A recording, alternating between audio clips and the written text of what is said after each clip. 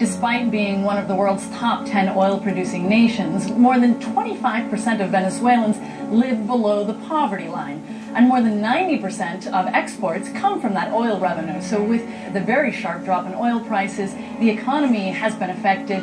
We're talking about a severe economic recession, shortages in medicine and food and other basic goods. Nicolás Maduro became interim president in March of 2013 after Hugo Chávez died after a decade in power. He was 58.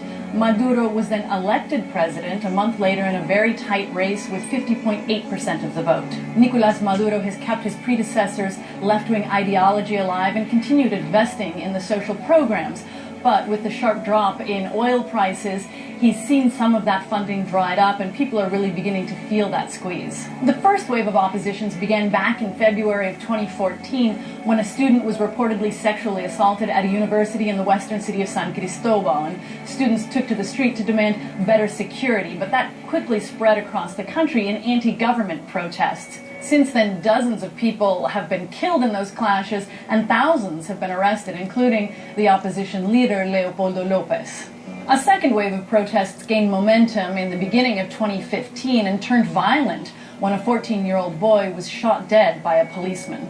President Maduro has blamed the United States for a lot of the country's economic woes and so-called imperial aggression. He's also accused the United States of conspiring to overthrow his government.